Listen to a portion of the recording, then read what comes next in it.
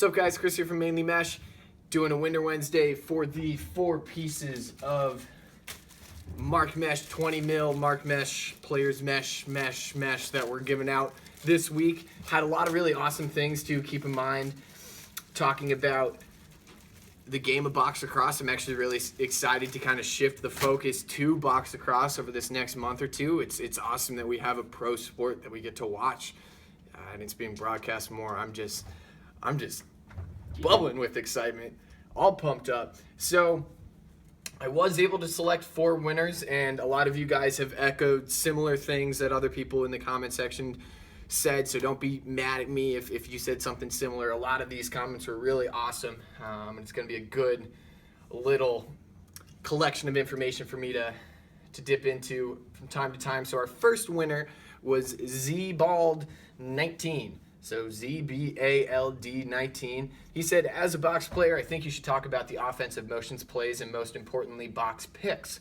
One of the biggest obstacles that I see traditional field guys struggle with is learning the pick and roll game and box pick, since both are so different from the dodging game they are used to playing.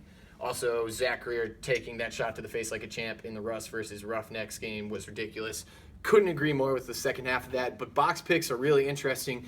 And I actually, I'm not sure if you guys knew this, I was way into basketball, arguably more so than lacrosse for a long time.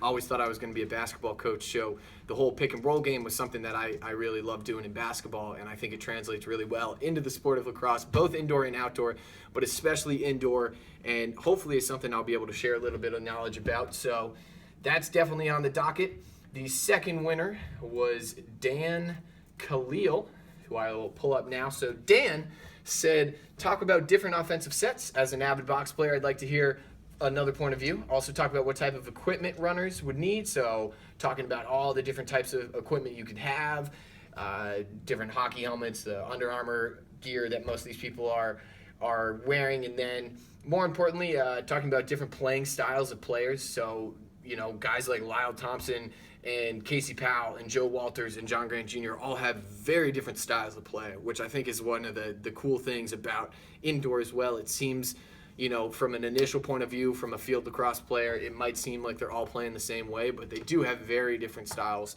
of playing the sport. So that'd be a cool thing to look at. And even he goes way nuanced to talking about, you know, how the Iroquois play versus Canada versus USA versus Czech. So cool stuff. And gonna be having to do a little bit more research, which I'm pumped about. It's not a bad thing to do. So hopefully that'll be on the list as well. Then our third winner is Grizzly Lacrosse, my man Grizzly Lacrosse, who said we should talk about why people in box tend to stress heavily on their strong hand instead of trying to balance both hands.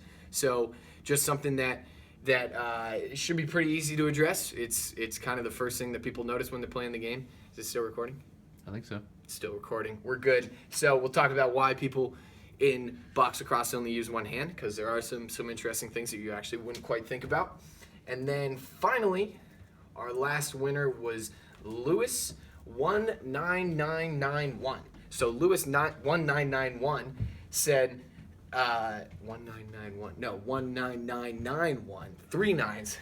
Lewis said, talk about the aspects of getting the goalie to move in box, because in box the goalies are massive and the nets are small, and that deking and faking are a lot more used in box because you have to get guys moving to get a lane and to move that goalie to score.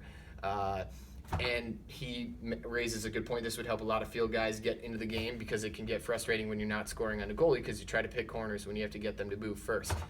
Great little pro tip, because it is absolutely frustrating coming from field lacrosse, trying to go in and be like, oh, I see this little piece of net that I'm, you know, a 4x4, 4-inch by 4-inch space on a 4x4 net that I'm going to pick, and the goalie just moves their shoulder a little bit and you don't score for the first 20 games that you play box. And it really is all about moving that goalie and trying to spin the ball around quickly and you know, dump the ball in on the backside. So we'll be able to talk about a few of those things for sure. Going to be doing our research and passing along what we learned to you as well. We've got a few different box sticks heading out to a few different box players, and they're going to be sending me some of their box pockets. So let's support the NLL as they start picking up momentum. Make sure you're following them on Instagram at NLL. Also, pretty much all the teams have some pretty active social media pages, which is awesome. So check them out on Instagram. Make sure you're checking out all the NLL stuff on YouTube, watching the games on Watch ESPN, and whatever other way you can stream those games. because it can only help your field game, and it can only help the sport of lacrosse to be playing more of it. Excuse me. I always get the burps in videos. But make sure you guys like, comment, subscribe. If those 4 guys could send me an email at info@mainlymesh, first come, first serve on which color you want, either the Syracuse orange and blue, the red and blue, Carolina blue and black, or the Ohio State gray, white, and red. First come, first serve on those. So thanks so much, and I will catch you guys next time.